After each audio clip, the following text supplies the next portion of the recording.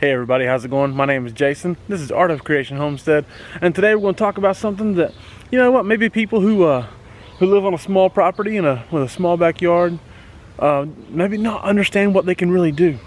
So often on our videos and on a small piece of property, you think of the typical things you can do, the easy stuff, the gardens.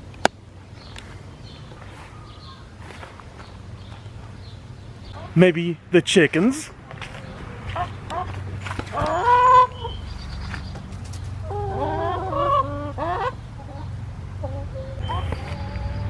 Maybe some raised beds.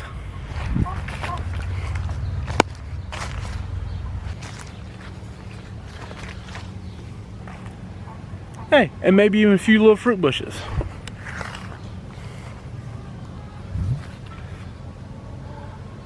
But what about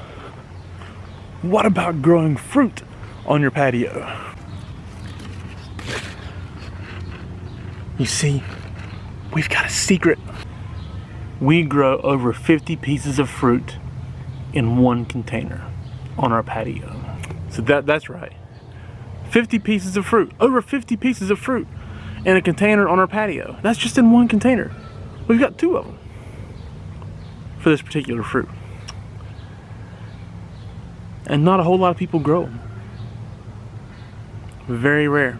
See, this fruit happens to be rich in antioxidants, vitamins A and K, rich in B6, can help manage blood sugar levels, can help your gut function, and it happens to be high in magnesium and copper and iron, calcium, potassium, and you can grow it on your patio.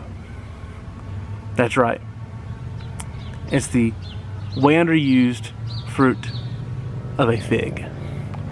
They're delicious. They're different.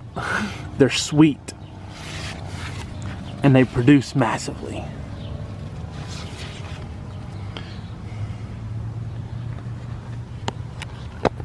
And nobody really tries to grow them.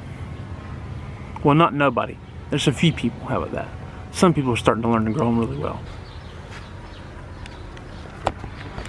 You see what we've done here is we have 2 Chicago Hardy, is the variety, Chicago Hardy figs.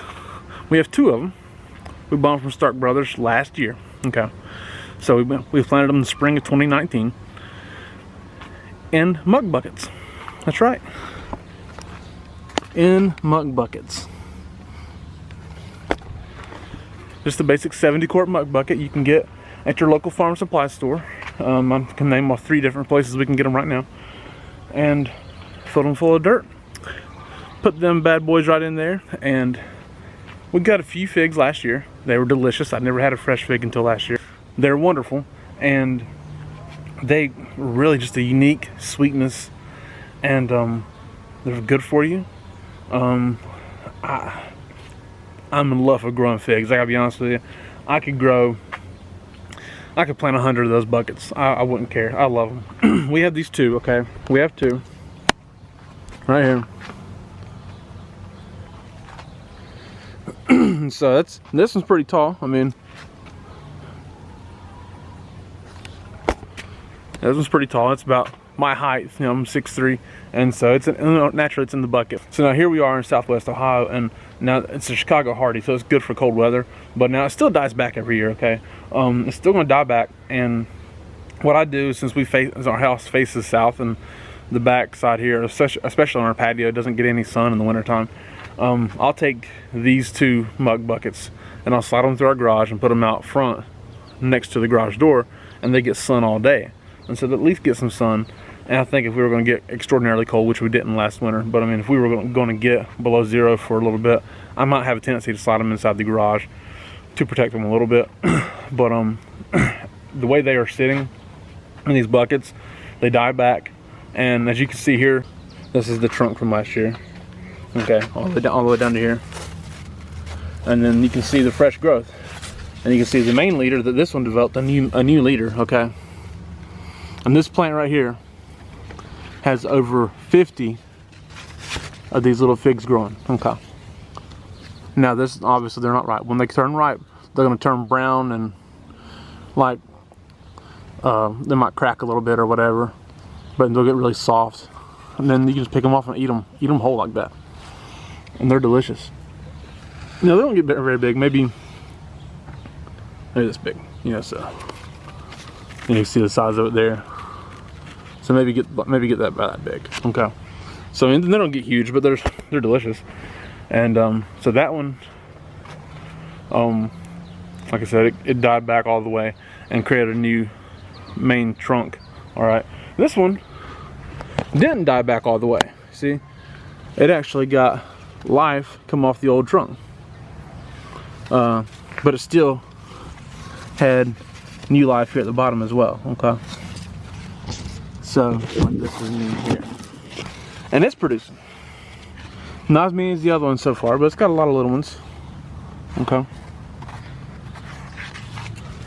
but Angela counted earlier in the day, and this main one, this big one we just showed you, has over 50 figs.